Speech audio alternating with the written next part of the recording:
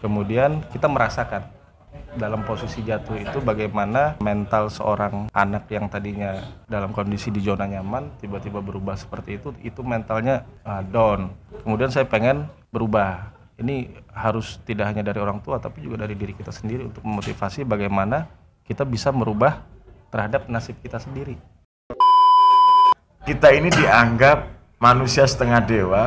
Kalau ada orang masuk rumah sakit, yang dihubungi bukan eksekutif atau Pak Camat, tapi kebanyakan adalah Dewan, DPR. Kalau ada yang mungkin dalam proses pengambilan mayat orang mati, sulit, DPR yang dihubungi untuk minta dibantu.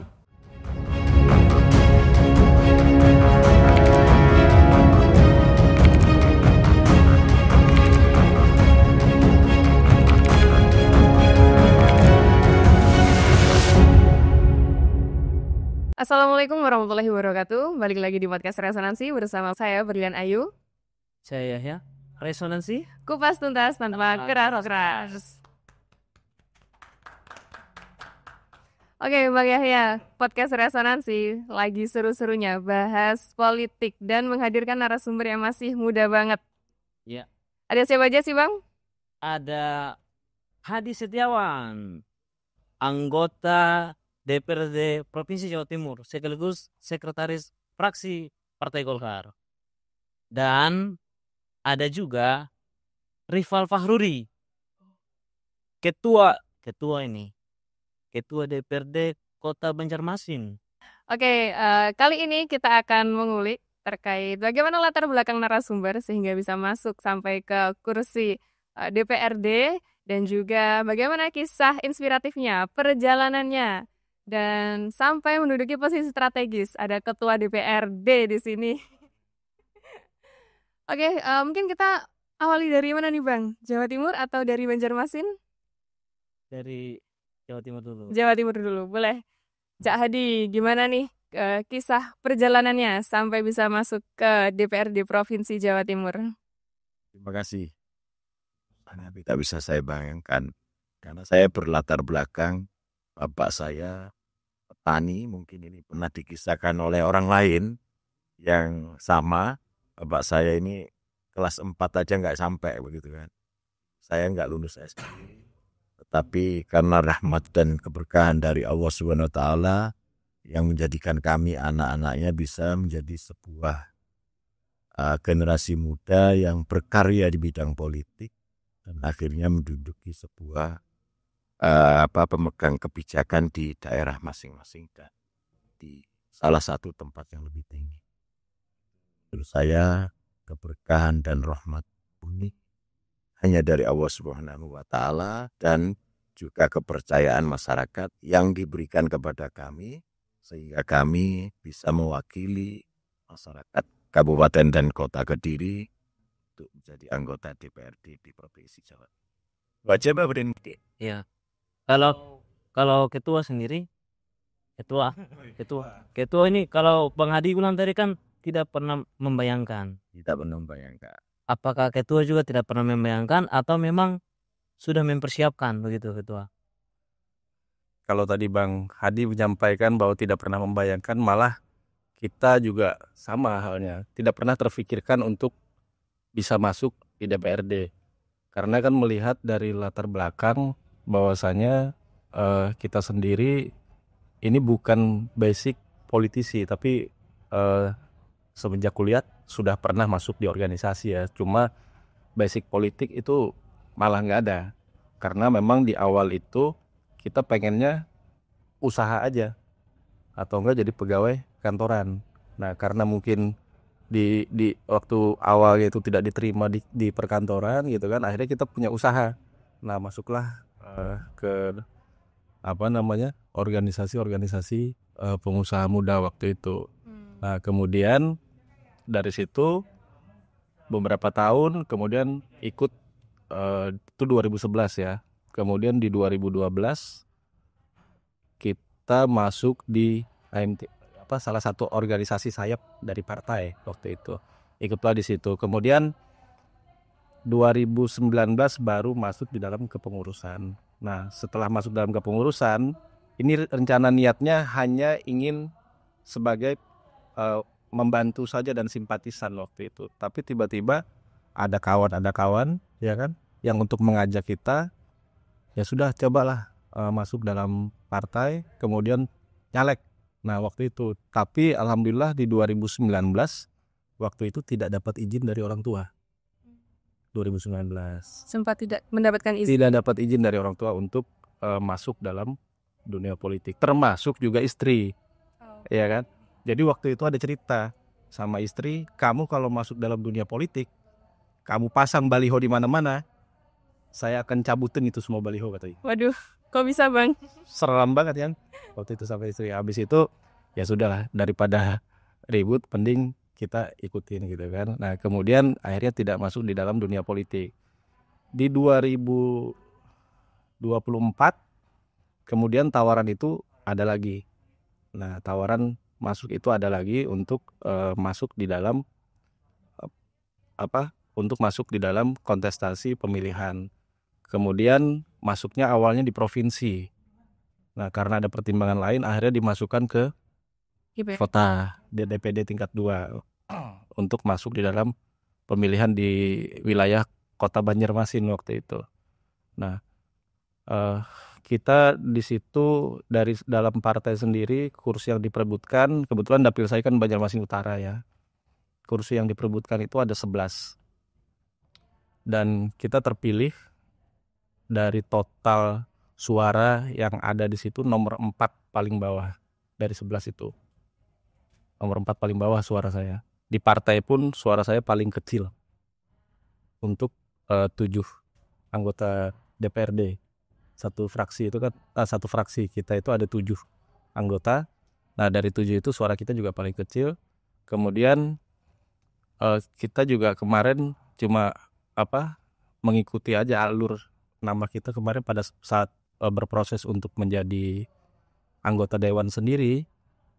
Tentu ada terjadi dinamika yang itu memang biasa terjadi lah di dalam suatu proses pemilihan. Hanya saja ketika sudah terpilih, kemudian dimasukkan lagi dalam pencalonan sebagai ketua DPRD waktu itu. Nah, dan alhamdulillah waktu itu dipercaya, diamanahi untuk menjadi ketua DPRD. Ada 3 nama yang diusulkan. Nah, entah kenapa jadi nama kita yang diusulkan, dan ini juga bagian daripada amanah yang diberikan oleh kawan-kawan maupun juga dari partai untuk menugaskan kita di dalam mengemban amanah untuk masyarakat Kota Banjarmasin. Mungkin itu sedikit. Dari ketiga nama itu apakah Bang Rickval sendiri yang paling muda atau masih ada yang lebih muda? Kalau dari 3 nama itu, nama kita bukan menjadi yang prioritas. Artinya kita masih berada di nomor 2 kalau nggak salah urutannya itu. Dan posisi kita termuda nomor 2. Termuda nomor 2. Bisa jadi nomor 1 ketua DPRD. Mau ngulik sedikit nih dari Cak Hadi tadi. Kalau misal dari keluarga yang sepertinya bukan keluarga politik ya Bang ya? Kalau kakak ada. Kakak ada. Tapi kalau dari orang tua? Bapak, ibu. Tidak. Petani. Apa titik baliknya sehingga Cak Hadi bisa masuk ke dunia politik? Karena begini, menurut apa yang kita lihat dan apa yang kita pelajari, sebenarnya kan tujuannya satu ya, khairun nas anfa'uhum linnas.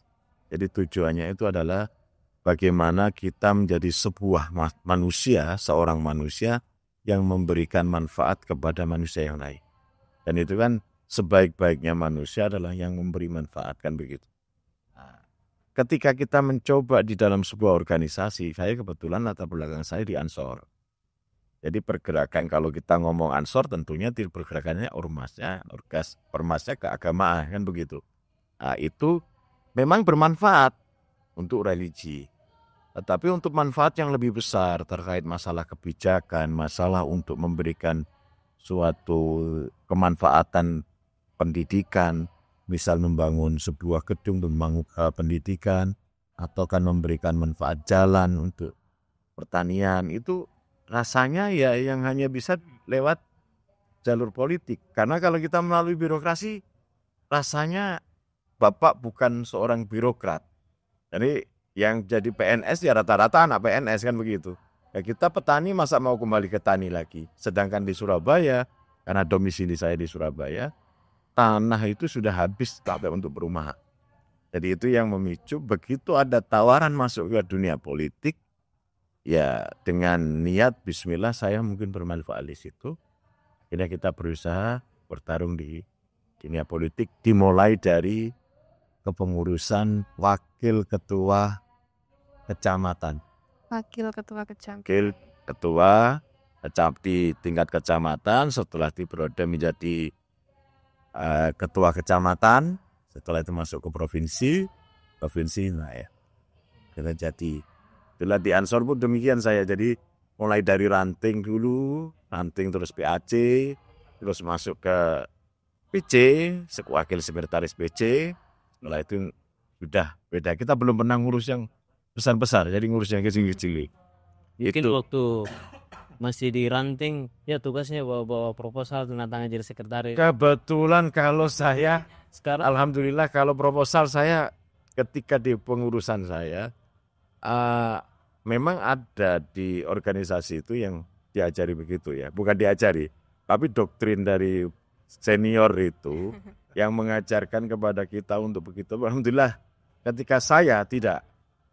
Saya lebih cenderung saya kumpulkan musyawarah bagaimana saya, karena memang meskipun bapak ibu saya petani, tetapi kebetulan memang ajaran untuk memberi itu dari dulu. Jadi ada istilahnya bahasa orang tua itu mending kalah duit ketimbang kalah jeneng gitu. Jadi mendingan mengeluarkan duit daripada kita sebagai ketua tidak bisa berbuat apa-apa. Jadi itu yang diajarkan ke bapak ibu, ke kita, mendingan ya keluarkan aja duit, kita urunan dulu, saya punya uang sekian, ayo iki digotong bareng, dan akhirnya selesai. Dan alhamdulillah nggak ada, itu kalau di tingkat ranting ya, kalau di tingkat ranting. Masuk ke kecamatan beda lagi, kalau kecamatan memang sudah mulai ada proposal gitu. iya maksudnya tanda tangan sekretaris. Sekarang bukan tanda tangan ACC. Kalau di tingkat kecamatan untuk Ansor, dulu saya ketika jadi BAC itu banyak ditawari dari ada perusahaan yang meminta kita untuk bukan mengawal ya, tapi apa yang bisa dibantu untuk kegiatan Ansor itu ada. Jadi kebetulan juga ada teman-teman ini kan bergeraknya di tingkat mulai RT, RW. Kami punya pasukan Banser itu kan juga berperan di masyarakat. Ketika mereka mau bikin sesuatu, pastinya mereka menghubungi dari teman-teman senior. Gitu. Itu aja sih sebenarnya, enjoy aja di DPR ini. Tapi kan mulainya dari bawah ya Bang ya, nggak bisa langsung. Karena sebenarnya ini kan sebagai bukti kepada terutama generasi muda ya. Teman-teman generasi muda yang latar belakangnya bukan siapa-siapa dan bukan apa-apa, jangan pernah pesimis terhadap sesuatu. Karena kami ini merupakan bisa dikatakan kami asalnya bukan siapa-siapa dan bukan apa-apa. Tapi alhamdulillah dengan tekad kuat dan jaringan yang ada, akhirnya kami bisa berbuat untuk siapa-siapa. Ketua, ini maaf ketua ya. Ketua, ini tadi ketua bilang sempat tentang istri. Nah, berarti kan ada paradigma yang memang cukup jauh terhadap dunia yang saat ini digeluti Pak Ketua ya. Terus apa ya, cerita selanjutnya sekarang sudah diterima itu. Bagaimana Pak Ketua mungkin punya formulasi sehingga menjadi Istri ya, tidak sih itu tadi. bisa Saya khawatir istrinya yang diganti gitu ya. Enggak lah. Oh iya. maksudnya Merayu mungkin. istri keluarga sendiri saja ya yang dekat aja tidak mendukung begitu ya. Bisa jadi orang ya yang lain juga nggak mendukung, tapi jadi ketua DPRD dan memboleh apa ya, bolak-balikan paradigma itu. Gimana ya Ketua? Jadi sebenarnya kalau dilihat ya kita kan kembali kita kan basic pengusaha, tapi selain pengusaha juga aktivis sebelumnya kan. Nah, jadi kalau memang bisa menaklukkan istri, ya artinya itu sudah berhasil lobby-lobbynya. Itulah pelajaran kita kan, pelajaran kita paling berat di situ, pelajaran negosiasi, pelajaran nego kan di situ, lobby-lobby. Nah, jadi sebenarnya ada satu alasan mendasar kenapa kita juga menerima kemarin ketika masuk di dalam dunia politik. Jauh sebelum ini, dulu saya ini selalu dibenturkan dengan sebuah kehidupan di masa. Jadi adalah alasan kuat kenapa kita mau maju dalam dunia politik. Nah, ketika dibenturkan dengan keluarga dan lain sebagainya kan ada alasan mendasar lah. Kemudian orang tua tiba-tiba orang tua saya awalnya dari bawah juga punya usaha, kemudian tiba-tiba di tahun 1998 habis krisis ekonomi juga kan habis, kemudian pindah kota kita di 2001. Nah disitulah profesi orang tua juga berubah, yang tadinya enak berubah jadi tukang AC waktu itu. Nah disitulah kilas balik kita, dari yang rumah kita tinggali itu posisi masih nyaman, kemudian sisa rumah yang ukuran 3 kali sekian meter, rumah petak. Kita tinggal di rumah petak. Nah dari situ saya berpikir waktu itu, saya ini pernah merasakan hidup yang enak, kemudian tiba-tiba jatuh kan.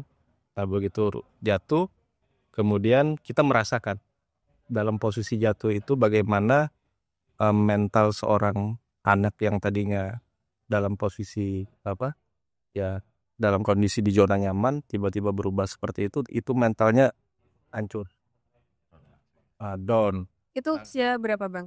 Itu dari kelas 4 SD hingga kelas 2 SMP ya, kurang lebihnya sih.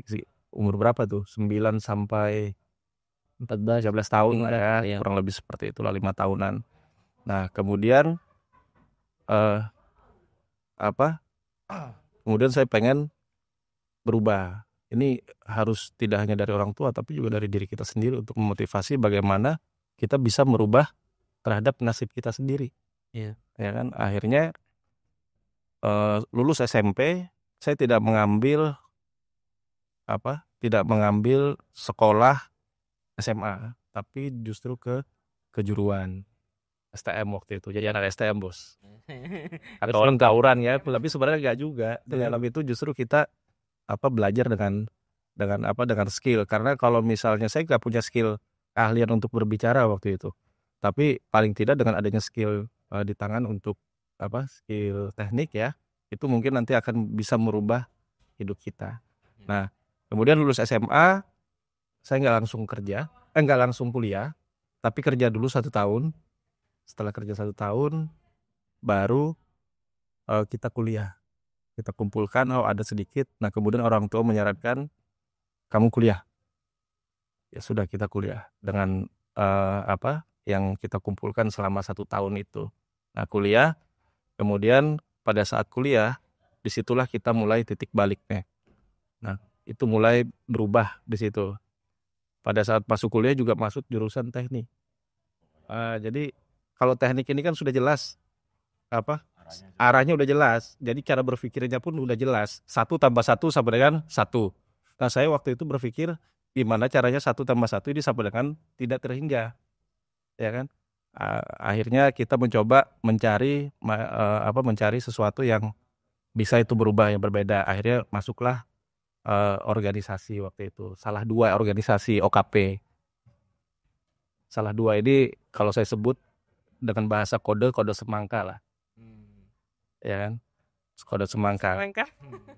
Nah salah 2 organisasi itu, di situ kita belajar macam-macam tuh, ada ilmu ketauhidan, retorika, kemudian juga ilmu kepemimpinan, cara berbicara, persidangan dan lain sebagainya. bahwa diskusi, kemudian bagaimana kita caranya berjejaring, kemudian manajemen orang, berorganisasi dan lain sebagainya. Nah, kemudian dari dasar itulah yang saya meyakini bahwa saya bisa masuk di dalam dunia politik. Nah, sehingga yang tadinya menjadi hambatan itu justru saya mencoba untuk meyakinkan, kayak istri tadi kan, kemudian orang tua.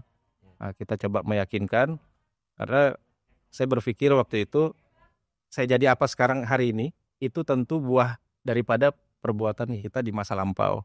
Nah, kemudian kita di masa depan tentu apa yang kita lakukan pada saat hari ini. Nah, itulah gambaran yang tadi dipertanyakan oleh Bro Yaya. Nah, untuk meyakinkan istri. Iya. Abang ini kelihatannya terpengaruh oleh Cak Hadi ini. Karena Cak Hadi ini bawaannya kayak ini terus. Kayaknya dukanya lebih banyak dukanya, Bang. Jadi Cak Hadi mungkin setelah duduk di sebagai perwakilan rakyat ada suka dukanya banyak ya. Kayaknya banyak dukanya gitu. Ya, kalau DPR itu kan sebenarnya nggak banyak yang bisa dilakukan DPR itu. DPR itu mempunyai fungsi 3. Jadi sebagai penyusun anggaran, yang pertama, yang kedua sebagai pengawas, controlling, fungsi budgeting, dan satunya lagi pembuat perda atau peraturan atau undang-undangan begitu. Cuma 3. Dan tugasnya DPR itu kan sebenarnya cuma 3 juga menurut saya ya. Jadi yang pertama adalah melihat, mendengar, menyampaikan. Melihat apa yang jadi masalah di masyarakat desa. Permasalahan, kesusahan masyarakat itu kan kita nampak kalau kita mau turun kan gitu Bang ya. Jadi kita turun itu ada yang tidak bisa disentuh oleh eksekutif. Lewat musrembang atau lewat apa. Kita melihat itu. Dan yang kedua adalah mendengar. Mendengar itu ya keluh kesah masyarakat. Bahkan cenderung DPR itu, mohon maaf ini ya, kalau boleh saya katakan sebagai setengah manusia setengah dewa. Gimana? Masyarakat itu menganggap manusia setengah dewa. Kok bisa dianggap setengah dewa? Mohon maaf ini kalau di tempat saya, tapi kalau tempat abang kurang jauh berbeda. Kurang lebih sama. Jadi kita ini dianggap manusia setengah dewa. Kalau ada orang masuk rumah sakit, yang dihubungi bukan eksekutif atau Pak Camat, tapi kebanyakan adalah Dewan, DPR.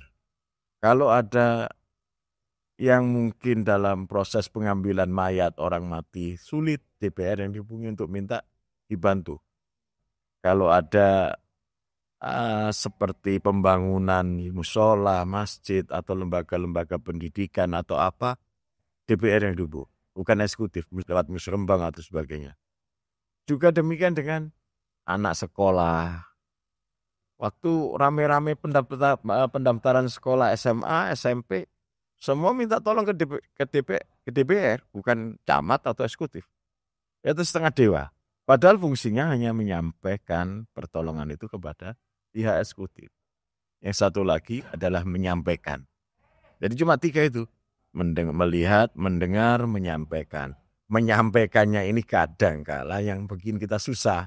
Kita sudah susun SIPD 1 tahun benar. Ternyata di hari ya oleh TAPD dibatalkan jebret. Hilang. Nah, ini yang sesuai dengan yang tadi teman kita itu mengajukan untuk pembangunan lembaganya, ya sampai sekarang belum terrealisasi. Karena kita hanya menyampaikan lewat SIPD diproses oleh eksekutif, dan itu bisa menjadi sebuah usulan, itu bisa menjadi sebuah kebijakan atau pembangunan, cair bahasanya, itu tergantung eksekutif. Jadi kita ini hanya menyampaikan kembali DPR, karena itu tadi cuma 3 fungsi dan tugasnya ini, tetapi masyarakat berharap benar bantuan DPR itu melekat pada masyarakat. Dari sini kami mempunyai pemikiran DPR itu tidak boleh jauh dari rakyat. Tapi DPR yang setengah dewa itu terbuka untuk masyarakat kan, Cak? Ya terbantu juga, karena kalau tidak ada yang meminta tolong, atau katakanlah tidak ada yang sambat, berkeluh kesah ya, itu kita juga tidak bisa berbuat apa-apa. Berarti menampung aspirasi. Menampung aspirasi, itu sebenarnya itu di setengah dewa. Tapi mereka di masyarakat ini kebanyakan memang nggak mau tahu apakah ini berhasil, apa tidak berhasil disebabkan oleh sesuatu hal, tapi maunya ya tahu pokoknya beres. Perfect lah ya. Ya harus. Kalau salah bagaimana? Kalau salah ya kita ngomong, kalau seperti memang pengajuan sudah kita lalui, proses itu kita sudah usulkan menjadi sebuah usulan lewat, apalagi sekarang ya harus melalui SWD, tetapi di akhir itu belum bisa kelar disebabkan oleh pertimbangan TAPD atau sebagainya, atau penganggarannya yang kurang atau apa, ya tentu harus kita sampaikan, mohon maaf belum bisa diajukan lagi. Apa yang bisa kita lakukan? Ya kalau ngomong uang pribadinya ya gaji DPR itu sekian persen itu harus kembali ke masyarakat. Contohnya apa? Orang hajatan, tak undang kita, orang meninggal, kadang kalau DPR tetangganya nggak mau datang, sombong, ya kan? Belum lagi Agustusan, proposal Agustusan dilanjutkan dengan maulid. Kalau di Jawa itu ada bulan Suro itu ada bersih desa dan sebagainya. Tapi itulah kenikmatan sebagai anggota dewan yang bisa memberikan makna dan arti kepada masyarakat. Yaitu kenikmatan tersendiri bagi wakil rakyat ya, khususnya kalau tidak dianggap gitu ya nanti DPR-nya nggak dianggap benar, susah juga gitu. Gitu. Kalau misal tadi gajinya untuk masyarakat, kembali ke masyarakat, terus bagaimana Cak dengan DPR-nya sendiri, kebutuhan-kebutuhannya, atau jangan-jangan nanti kena marah lagi kayak Bang Rifkal? Ya memang kalau harus seimbang ya. Maka kalau politisi baru kayak kita ini yang pertama harus benar-benar menghargai uang ini, benar-benar sebuah penghargaan terhadap kita untuk kita kelola yang sebaik-baiknya. Yang pertama harus bisa bermanfaat untuk istri, untuk keluarga ya, keluarga, karena kalau sudah istri berarti di situ juga anak, kan begitu. Keluarga ini kan tidak melulu istri, tapi juga ada orang tua, ada saudara, dan ada juga keluarga besar, berarti kan mungkin satu kampung, satu partai, atau satu wilayah dan masyarakat, perwakilan dari dapil yang kita emban. Jadi kalau menurut saya setiap manusia punya ukuran, dan ukuran itu tidak mungkin melebihi. Kalau mungkin melebihi 1 bulan atau bulan-bulan tertentu itu ya wajar, karena bulan yang lain juga tidak. Saya rasa enjoy aja. Enjoy aja ya Cak ya. Berarti bisa membaginya ini? Bisa, harus bisa. Harus bisa. Kecuali ada yang lain yang Kebutuhan lain nih kita nggak tahu. boleh, kalau begitu kita tidak. Oke, Bang, kita beralih ke Bang Rikval. Karena tadi dibahas punya background organisasi ya Bang ya. Punya background organisasi. Apakah kebermanfaatan dari organisasi itu juga yang menjadikan Bang Rikval punya suara di DPRD? Dan melenggang sampai ke sana. Melenggang sampai DPRD. Ketua DPRD.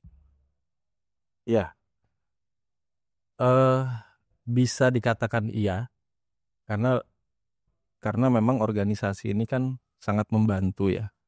Kita masuk dalam organisasi itu kebanyakan kalau dari anak-anak muda nih biasanya, apa sih keuntungan kita untuk masuk organisasi? Biasa kan begitu. Ya, menjadi pertanyaan, banyak betul yang kan? skeptis juga. Nah, banyak yang skeptis juga terhadap organisasi.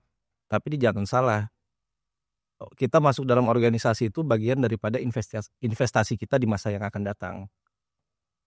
Saya masuk organisasi itu mulai dari zaman kampus, dimulai dari bawah, tingkatan komisariat. Ya.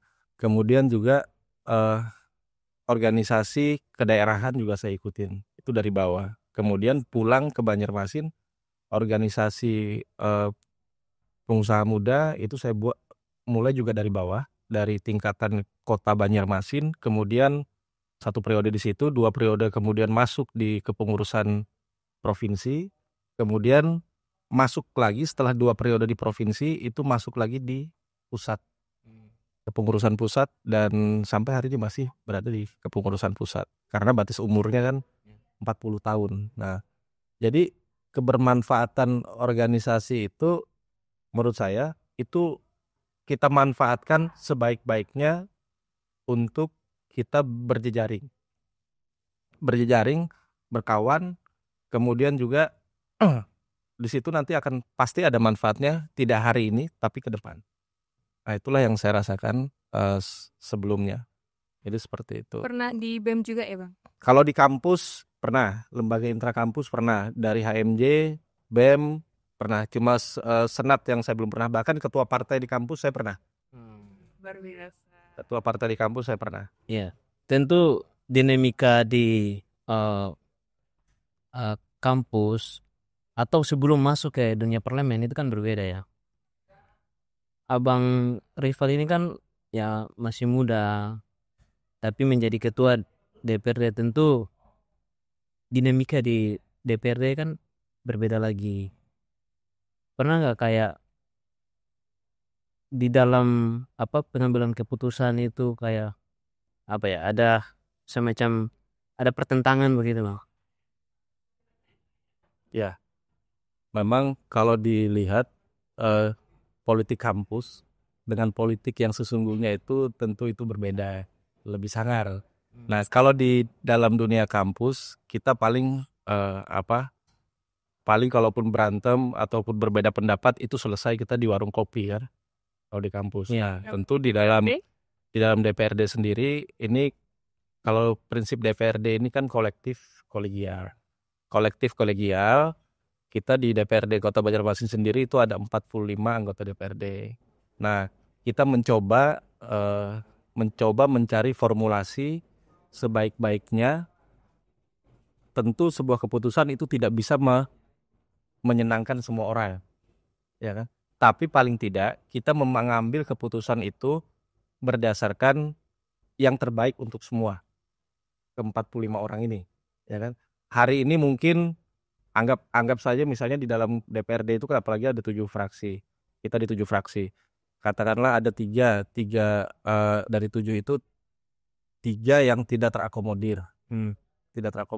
Kemudian 4 yang terakomodir, ya sudah yang 4 dulu kita akomodir. Tapi nanti berikutnya pada saat pengambilan keputusan berikutnya itu bisa jadi yang 4 ini tidak terakomodir, yang 3 terakomodir. Nah, jadi kita mengambil keputusan itu melihat dari urgensi, kemudian juga melihat dari kepentingan yang lebih banyak. Memang sering kayak kalau namanya dewan ini kan tempatnya berdebat Pak ya.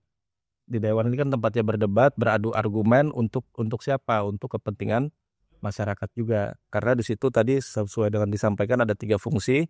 Fungsi dari DPRD itu sendiri yaitu pengawasan, kemudian penganggaran, dan juga legislasi, undang-undang, membuat yang namanya peraturan daerah di situ. Nah, tentu keputusan-keputusan ini kita juga tidak bisa mengambil sendiri. Saya harus minta pertimbangan juga dengan fraksi lain gitu kan. Kemudian pimpinan juga ada. Kita punya 4 pimpinan, ketua dan wakil ketua. Tinggal nanti kita memutuskan dan memformulasikannya itu untuk kepentingan yang lebih banyak. Berbicara terkait tadi Bang, pengalaman Abang sudah lebih dari 1 tahun ya Bang di ketua DPRD? 1 tahun pas ini. 1 tahun pas ini. Keputusan apa atau kebijakan apa yang sudah dikeluarkan dari DPRD Banjarmasin yang Abang sendiri mungkin punya kesan sendiri pada pengambilan keputusan tersebut? Atau akhir-akhir ini membuat kebijakan apa? Ya, yang pasti kita dengan adanya sebenarnya merubah, karena kita baru ya, merubah sebuah kebiasaan itu sangat susah, ya kan? Begitu kita masuk di DPRD itu tentu kita kaget juga, kagok di awal itu Bang, ya kan, kagok, ya kan. Nah, habis itu kita mencoba membedah membedah dari baik itu kebijakan, kemudian anggaran dan lain sebagainya. Kita bedah satu persatu sehingga kita mencoba untuk bagaimana caranya agar ini bisa, terutama untuk anggaran ya, anggaran itu bisa lebih efektif, kemudian juga lebih efisien. Termasuk kemarin ada instruksi Presiden nomor 1 tahun 2025 yang berkaitan dengan efisiensi itu. Awalnya kan anggap aja dalam perjalanan dinas itu kan ada berapa persen kita bisa mengurangi sampai 40%, sisa 40%. Waktu itu tidak hanya 50%, tapi 40% kita tekan. Dan itu juga pasti berdinamika kenapa jadi sampai banyak seperti itu. Tapi ya namanya ini adalah semangatnya adalah semangat efisiensi waktu itu. Dan kebetulan turunlah instruksi Presiden nomor 1 tahun 2025 itu, Ban. Nah pada saat itu didukung dengan itu, alhamdulillah akhirnya semua bisa menerima. Karena kami berpikir bahwasanya lebih baik yang misalnya keluar kota itu kita lebih baik dana keluar kota lebih baik kita masukkan ke dalam kota sehingga konstituen kita itu bisa langsung merasakan dampak dari kebijakan kita tersebut. Nah itu kemudian ini juga berkaitan dengan peraturan daerah itu sudah kita sahkan, terutama khususnya berkaitan dengan perlindungan anak dan perempuan ya. Kemarin itu sangat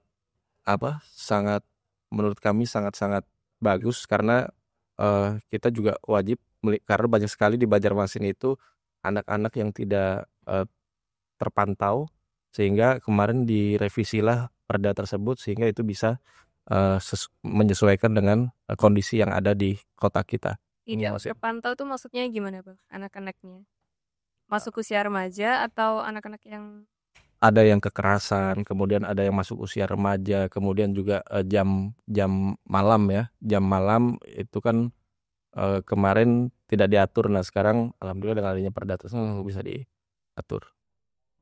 Dari Banjarmasin kita beralih ke Jawa Timur. Iya. Ada isu apa nih Bang Yahya? Saya kulik-kulik di Jawa Timur itu masalah pengangguran yang tinggi, PHK.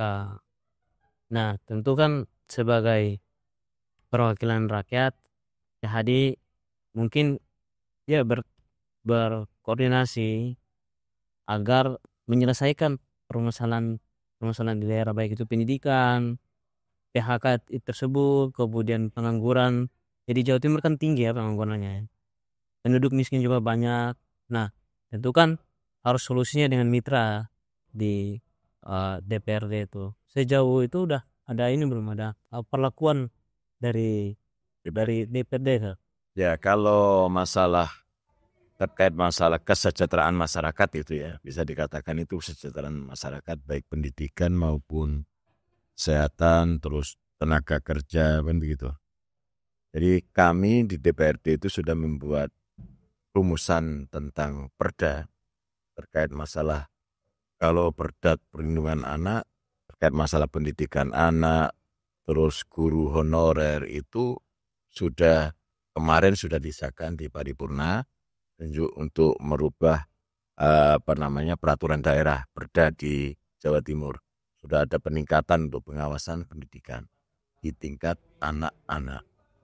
Terkait masalah lapangan pekerjaan kami sudah berkoordinasi dengan Dinas Tenaga Kerja untuk membuka lapangan kerja itu dengan BLK ya, Balai Latihan Kerja, untuk sebisanya itu setelah dilakukan. Jadi progresnya ada. Kan kebanyakan sekarang ini setelah dilatih di awal di BLK, setelah itu progresnya tidak ada kan begitu.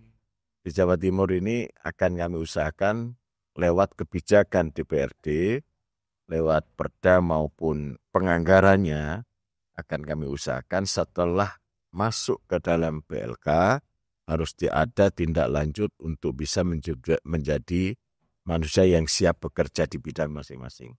Tapi yang paling besar itu memang selama ini setelah dari pabrik-pabrik atau PHK massal banyak itu, memang larinya ya ke tempat ini UMKM, peningkatan UMKM. Jadi kami lewat Dinas UMKM dan Koperasi itu juga sudah melakukan pelatihan-pelatihan, membuat kayak pentol, sosis dan lain-lainnya, kayak apa namanya frozen itu ya.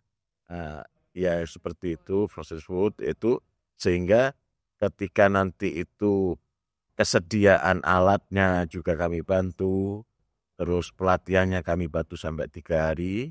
Setelah itu nanti kita pantau perkembangannya, seberapa berjalannya. Kalau memang permasalahannya soal pasar, kami akan berusaha membantu lewat dinas koperasi di tingkat kabupaten kota untuk bisa menerima barang-barang hasil dari produksi UMKM tersebut.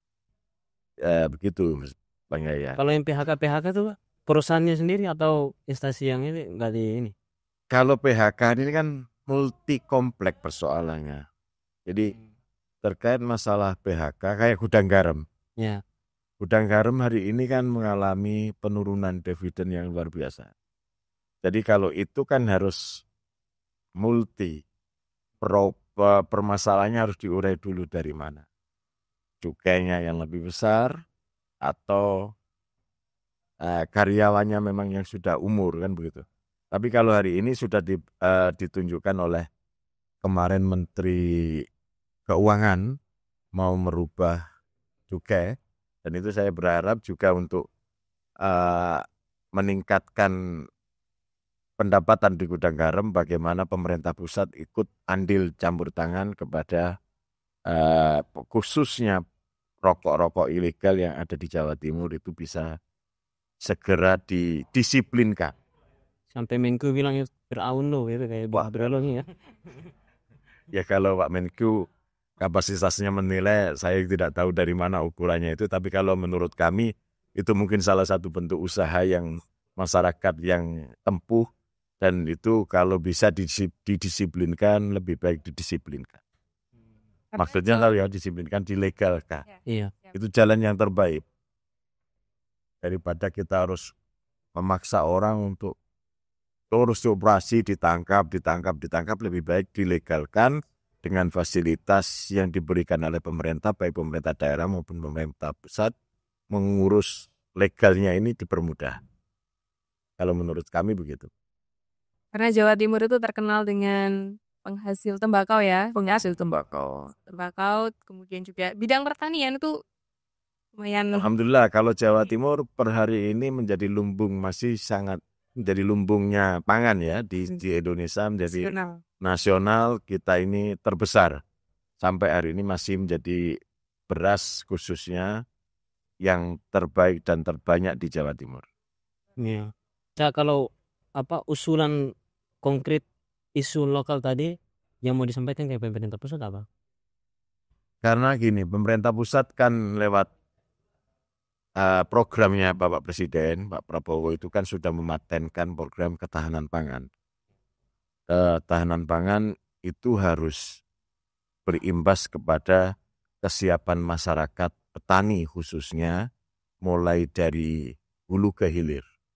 Jadi mulai dari bibit yang kita peroleh, yang kita sebar, sampai dari jalan tani, irigasi tani, sampai pada soal sudah menjadi sebuah pasca panen atau panen, ketika peralatan panen, pasca panen, dan sampai pada unsur pemasaran atau penjualan produk.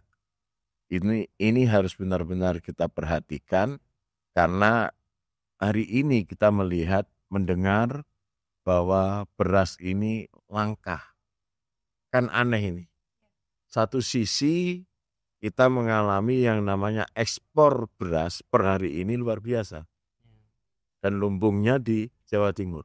Tetapi satu sisi keberadaan beras ini menjadi sebuah keanehan tersendiri. Beras menjadi langka, mahal.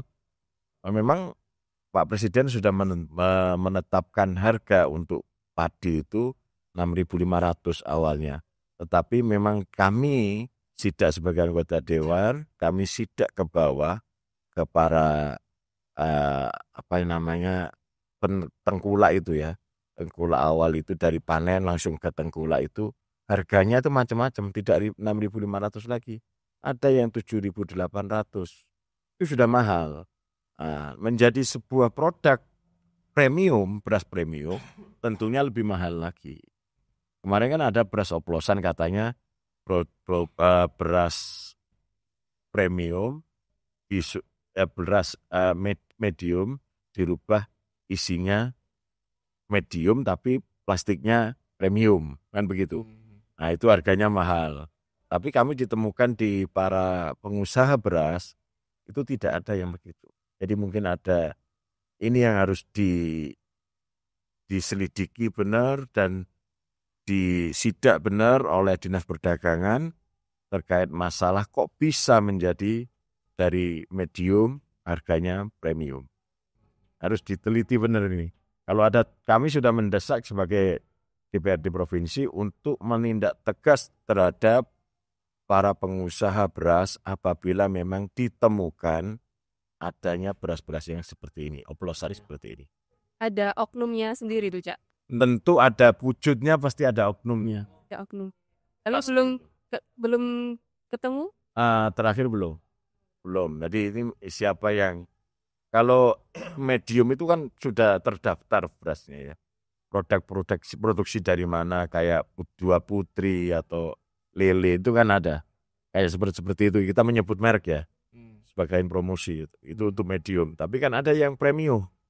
Ya, yang premium ini saya nggak hafal karena saya nggak pernah beli beras premium. Kita makannya medium aja gitu. Oke, permasalahan lokal seperti itu, Cak, kan juga menjadi aspirasi masyarakat, permasalahan itu. Artinya masyarakat pasti menyuarakan hal-hal seperti itu kan. Sebelumnya DPRD pernah di demo, Cak? Kalau di demo sering. Sering. Kalau di Banjarmasin, Bang? Pernah Sering, ya? kan? Nah, kita penasaran nih, mantan aktivis nih ya, ketika ada pendemo di daerah masing-masing, kemudian menyuarakan aspirasinya, permasalahan masyarakat itu seperti apa, bagaimana DPRD itu membawa isu-isu tersebut ke tingkat nasional? Apakah hanya ketika di daerah di demo, kemudian diadakan audiensi, penandatanganan, kemudian selesai di situ, atau dari Cak Hadi dan Bang Rikval ini ada penyampaian audiensi yang sudah ditandatangani itu ke tingkat nasional? Seperti itu. Dari Bang Rikval mungkin?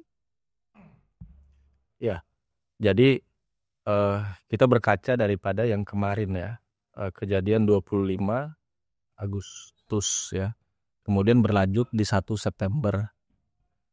Nah, sebenarnya kalau yang di demo berkaitan dengan aspirasi ke pusat itu ke pihak DPRD provinsi.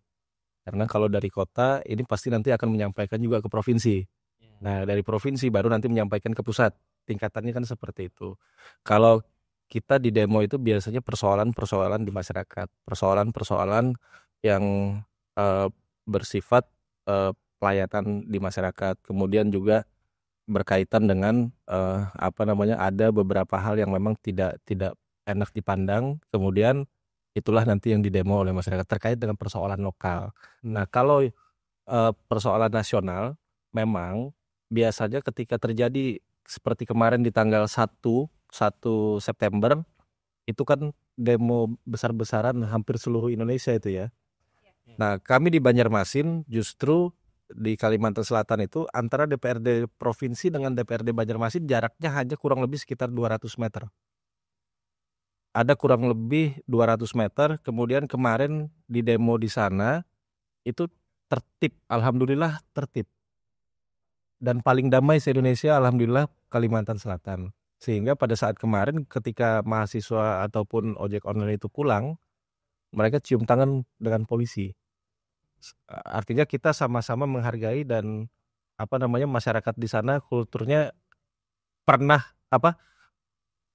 tidak mau ribut, karena pernah terjadi di tahun 98 dulunya kita di Banjarmasin itu, kalau kita melihat sejarah ada tragedi yang tidak mengenakan, kerusuhan di tahun 98. Nah, kemudian itulah yang menjadi trauma. Nah, tapi kita di DPRD Kota Banjarmasin kemarin standby saja. Standby. Karena jarak 200 meter, yang kita khawatirkan adalah ketika DPRD Provinsi tidak turun menemui mahasiswa, maka dikhawatirkan itu akan bergeser ke DPRD Kota Banjarmasin. Dari kita juga sebagai pimpinan beserta anggota DPRD Kota Banjarmasin standby di tempat di kantor kemarin. Iya. Jangan sampai ketika kita tidak hadir di sana kemudian ada provokator yang ini nanti bisa menimbulkan kerugian buat kita.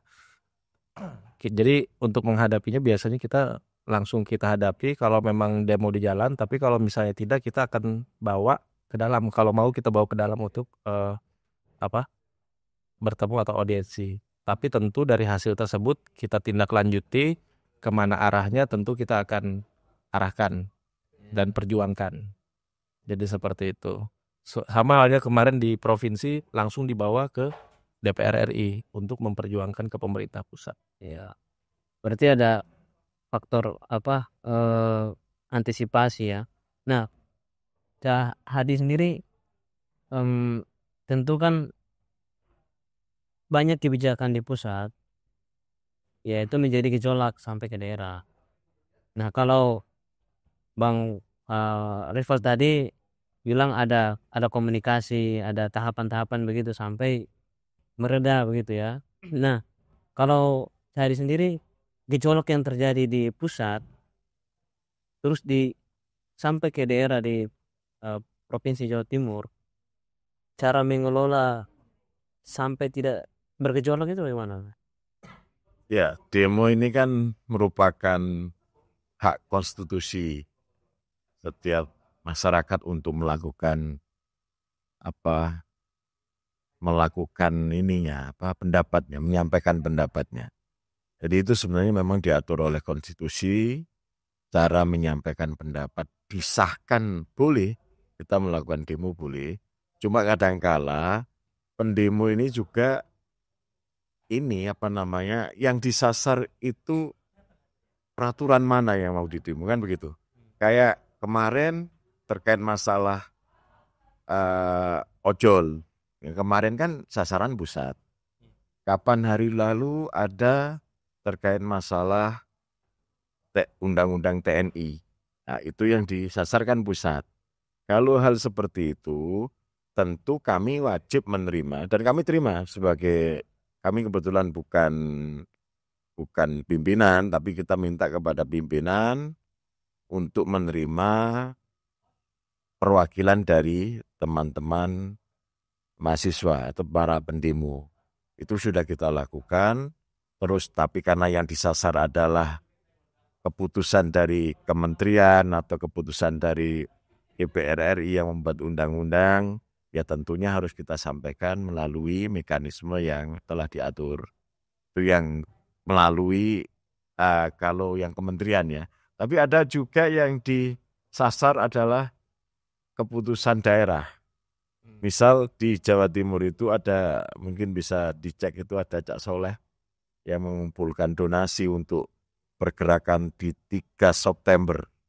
Tapi akhirnya karena melihat kondisi yang tidak memungkinkan, ini dibatalkan.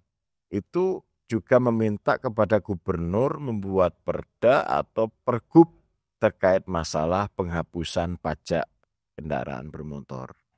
Ya, kita belum sempat menerima, sudah dibubarkan. Tapi kalau andekan itu memang yang di demo adalah keputusan daerah, baik perda maupun pergub, tentu kita akan meminta baik melalui lembaga dewan akan menyurati kepada gubernur untuk membuat perda yang baru.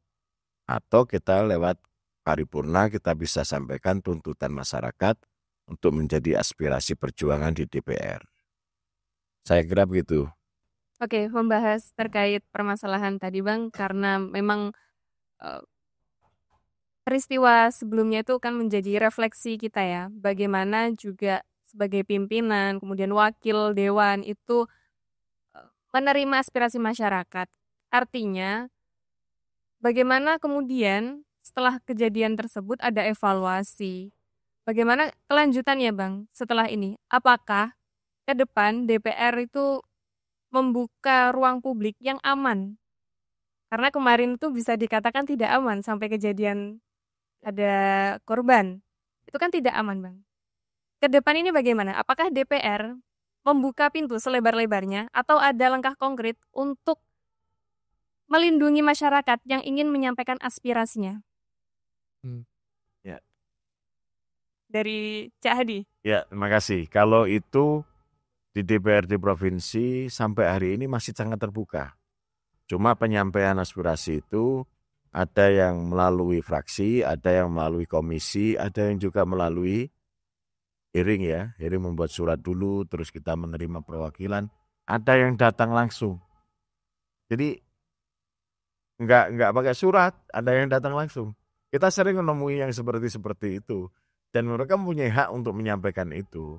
Tetapi kalau yang masa besar, tentunya kami harus juga melihat kondisi ini bagaimana, kan begitu. Kita khawatir juga kalau dari apa yang kita lakukan akan memicu permasalahan-permasalahan baru. Kayak kemarin tanggal 25 itu kan memang wujud kemarahan masyarakat. Apapun bentuknya, apapun apa itu ada yang memfasilitasi atau apapun itu terserah. Tetapi itu adalah pergerakan masyarakat yang mengkritik kita sebagai anggota DPR, sebagai eksekutif yang mungkin memandang kita ini jauh dari masyarakat. Kritik ini menurut kita ya kita harus terima, menjadi sebuah pembelajaran bagi kita sebagai wakil rakyat yang memang dalam sehariannya tidak boleh jauh dari masyarakat. Gaya hidup yang dipandang jauh dari masyarakat. Itu menjadi sarana penyampaian aspirasi, dan kami dari DPRD sebagai kelembagaan DPRD Provinsi sudah melakukan kajian-kajian itu, termasuk kami DPRD menghilangkan perjalanan dinas ke luar negeri. Itu langsung kami putuskan di kesepakatan bersama untuk perjalanan dinas ke luar negeri sudah tidak ada.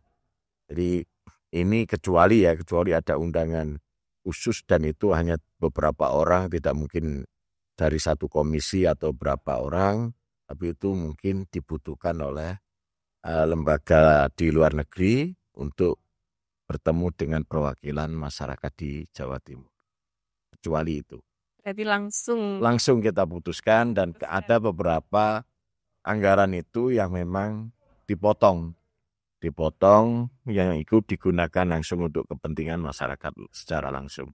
Berarti langsung berefek dengan keputusan-keputusan yang ada di DPR ya, Bang. Kalau di DPRD Banjarmasin gimana, Bang Iqbal? Apakah juga mengeluarkan kebijakan langsung seperti tadi, dan bagaimana ruang aman untuk aspirasi masyarakat itu tetap terkendali? Iya, jadi terkait dengan kebijakan tentu juga kan kita harus melihat daripada peraturan yang di atasnya.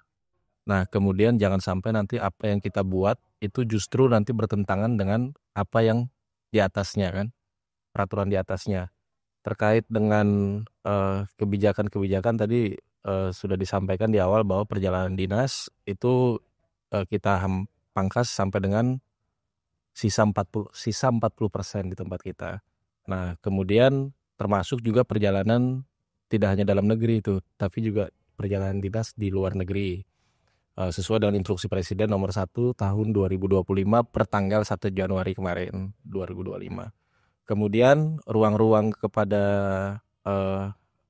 masyarakat yang ingin menyampaikan aspirasinya, tentu ini di DPRD Kota Banjarmasin sangat-sangat terbuka lebar sekali, karena walau bagaimanapun DPRD Kota Banjarmasin ini adalah bagian daripada rumah rakyat. Nah, jadi apapun kebijakan yang ada di dalam DPRD Kota Banjarmasin, tentu kami bersama dengan pemerintah Kota Banjarmasin itu akan membuat kebijakan yang memang itu berpihak kepada masyarakat. Karena sebuah proses kebijakan itu sebuah keputusan kebijakan itu tentu bagian daripada proses politik ya. Nah, maka dari itu ruang-ruang aspirasi di dalam itu tadi sama sebenarnya. ada kita bisa melalui RDP, kemudian juga bisa langsung kita bertemu bertatap muka dengan masyarakat, kemudian kita juga ada reses ya, dalam bentuk reses yang itu diatur di dalam peraturan tata tertib, bahkan ada yang di atasnya juga kalau tidak salah saya lihat reses itu. Nah kemudian belum lagi yang kita bisa berdiskusi melalui WA group ataupun secara langsung berkaitan dengan aspirasi masyarakat. Contoh saja misalnya ketika ada masyarakat menginginkan atau pada saat itu terjadi sebuah hujan ya, sehingga itu bisa menimbulkan berdampak banjir yang sangat luar biasa. Nah tentu hal itu kita langsung memohon kepada pemerintah Kota Banjarmasin, dalam hal ini Pak Wali Kota, kemudian nanti akan diteruskan oleh dinas yang terkait untuk bisa bersama-sama meninjau ke lapangan berkaitan dengan apa yang menjadi aspirasi dari warga tersebut. Karena setiap komisi ini kan kita punya komisi, setiap komisi itu ada mitra kerjanya masing-masing, sehingga masyarakat bisa menyampaikan aspirasinya melalui komisi tersebut. Kadang ada kita di dalam badan musyawarah itu setiap bulan kita laksanakan surat-surat masuk itu banyak. Nah nanti mau bertemu apa masalahnya berbagai macam masalah di sana, baik itu masalah contoh saja misalnya persoalan dengan masyarakat, masalah limbah, masalah sampah, masalah tanah dan lain sebagainya. Nah ruang-ruang itu kita buka melalui komisi-komisi terkait. Nah kemudian setelah kita adakan lewat komisi terkait yang namanya RDP, kemudian nanti yang mana yang menjadi prioritas untuk dianggarkan, maka kita buat lagi, masukkan lagi ke dalam anggaran untuk diprioritaskan untuk dibahas di dalam anggaran, sehingga nanti pemerintah kota juga kita berikan masukan agar bisa mengakomodir daripada aspirasi yang telah disampaikan oleh masyarakat. Jadi seperti itu.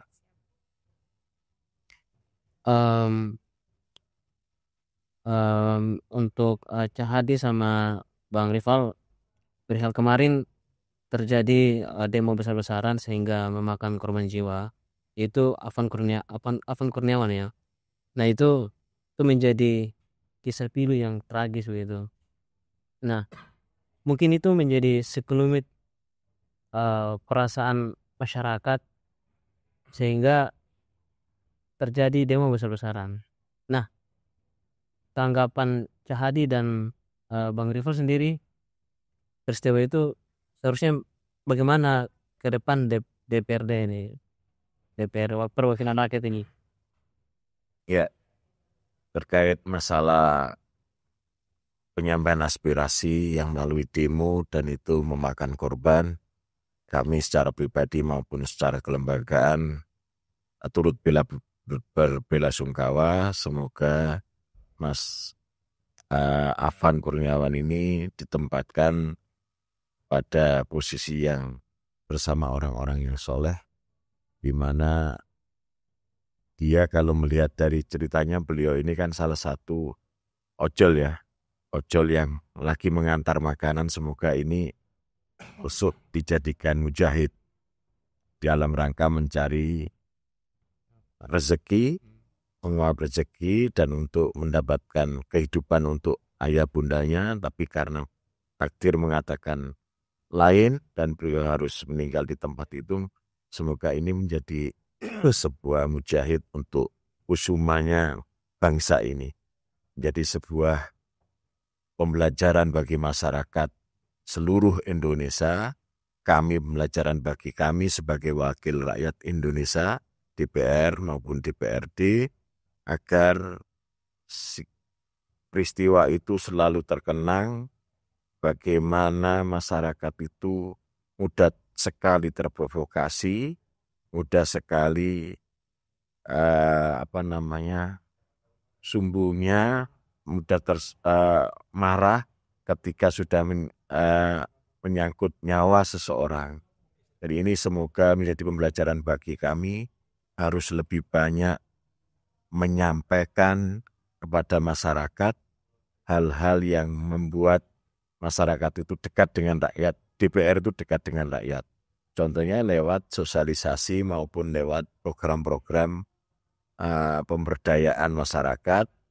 Apabila memang tidak itu dianggap kurang, ya mau tidak mau kalau ada pendapat yang masuk ke DPR, baik melalui hearing, melalui demo, kami sebagai wakil rakyat tidak lari dari tanggung jawab tersebut. Tapi memang sekali lagi, bangsa ini lagi diuji kebesaran hatinya, diuji dengan peristiwa-peristiwa yang membuat ngeri semua elemen ya, baik pemerintah, DPRD, maupun masyarakat yang lain yang ikut demo juga akan merasa ketakutan kalau sampai terjadi peristiwa-peristiwa yang terjadi di Jakarta itu. Jadi semoga ke depannya kami bisa lebih baik dalam bersikap, bertindak, maupun kami menerima aspirasi dari masyarakat, kami bisa lebih baik dan lebih sopan. Karena kesopanan ini penting bagi bangsa hari ini, karena sedikit aja kesalahan yang dilakukan oleh perwakilan masyarakat akan menjadi pemicu kemarahan masyarakat. Saya rasa itu, Mas Bang Yayo. Kalau Bang River sendiri, perasaan Anda mendengar peristiwa itu gimana? Iya. Pada prinsipnya sama dengan Pak Cak Hadi ya. Melihat peristiwa tersebut itu kan di tanggal 25 Agustus ya, 25 Agustus malam. Kami juga turut berduka cita sedalam-dalamnya atas meninggalnya saudara kita Afan Kurniawan. Dalam hal ini, walau bagaimanapun beliau ini adalah selain tadi berjuang terhadap pasca demokrasi ya, berjuang terhadap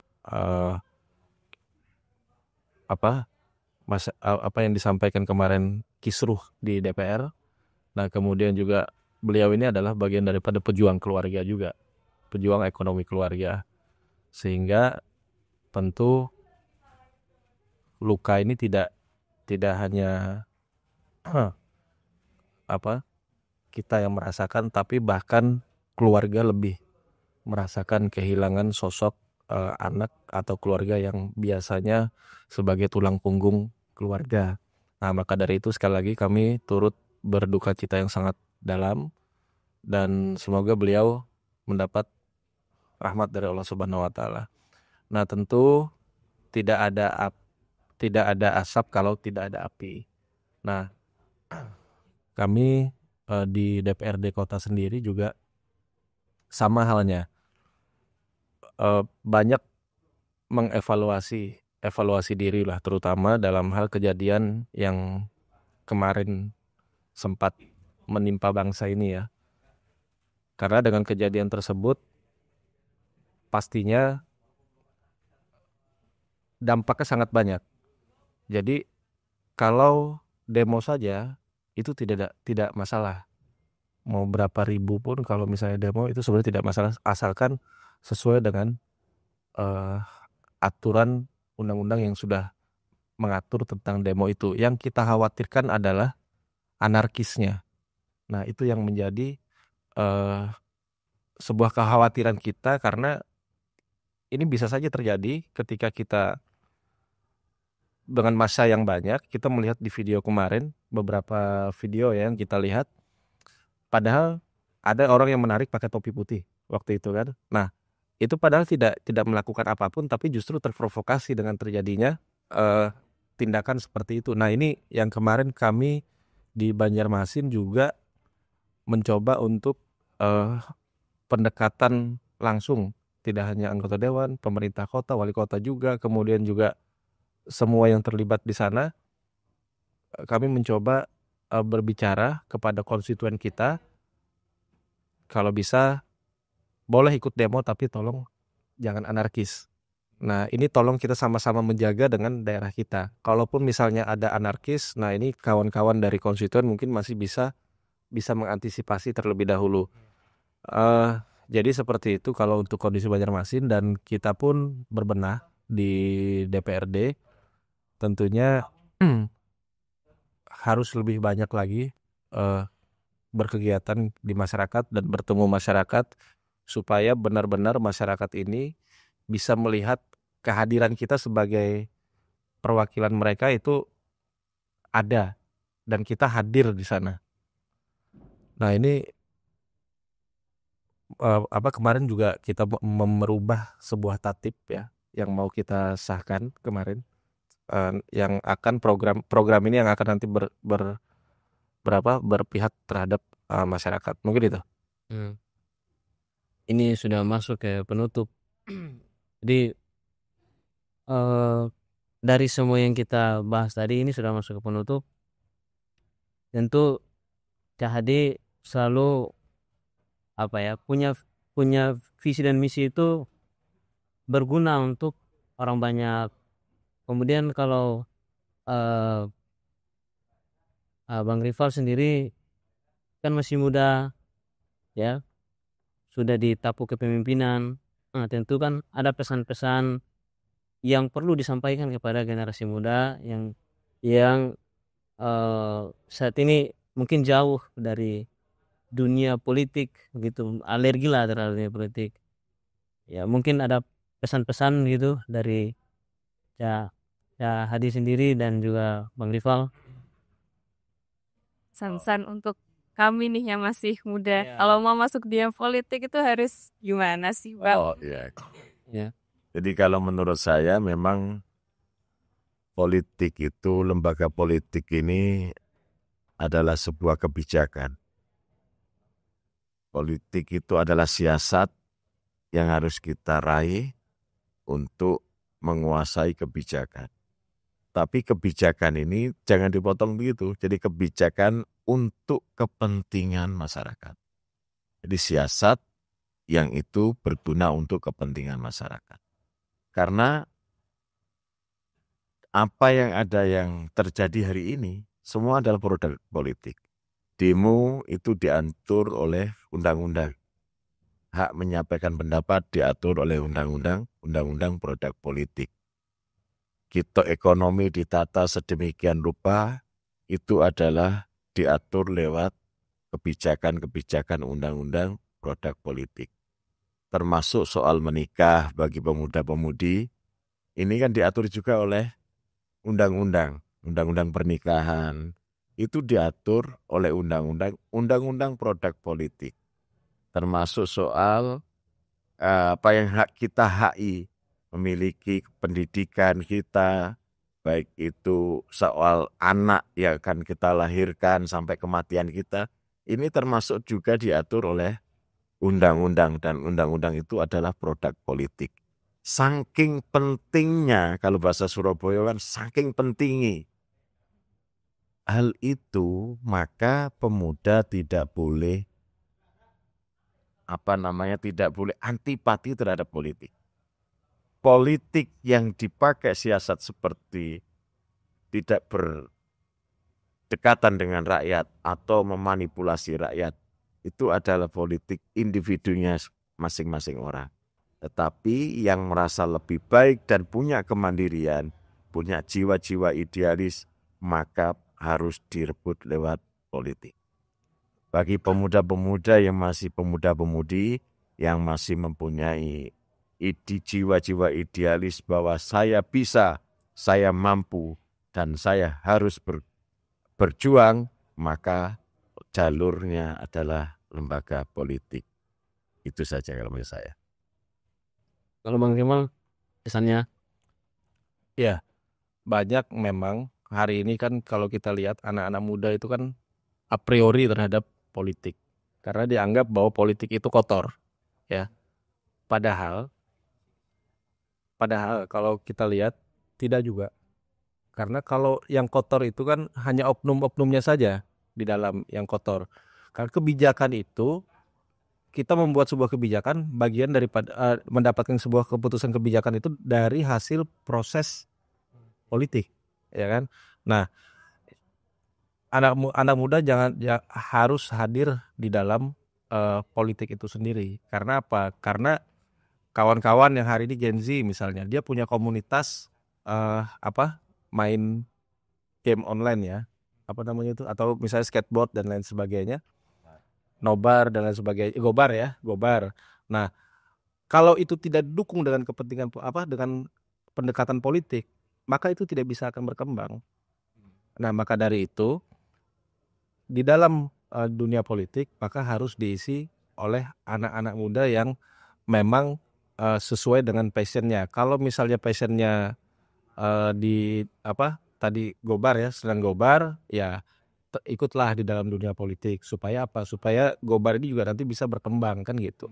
Tapi itu adalah bagian pada proses ya. Politik ini proses, bukan berarti politik ini sebuah kayak semacam kita masuk partai itu kan dikatakan politik. Tidak hanya di situ saja, tapi prosesnya ini adalah bagian daripada politik. Tapi kalau bahasa abang-abang kita, senior kita itu kan ya olah-olah lah ya kan, pandai ngolah-ngolah, tapi sebenarnya itu bagian daripada proses berpolitik. Nah, jadi stigma itu untuk anak-anak muda, jangan sampai bahwa politik itu kotor. Tidak, justru politik itu adalah sebuah kendaraan untuk mencapai sebuah kesuksesan atau kesepakatan yang bisa membangun masa depan kita. Mungkin itu. Ya, terima kasih. Ya, terima kasih. Terima kasih. Ketua Kamar Ari. Itu tadi obrolan kita sangat seru dan menginspiratif ya. Oke, kami ucapkan terima kasih sekali lagi kepada Pak Mandari. Kita mendapat insight baru dan juga tadi telah mendengar berbagai pengalaman dari prosesnya awal sampai akhirnya di posisi yang sekarang. Memang ternyata tidak bisa semudah membalik tangan ya. Kami pamit undur diri, sampai jumpa di podcast Resonansi selanjutnya. Saya Berlian Ayu. Saya Yahya. Resonansi Kupat tuntas tanpa keras-keras.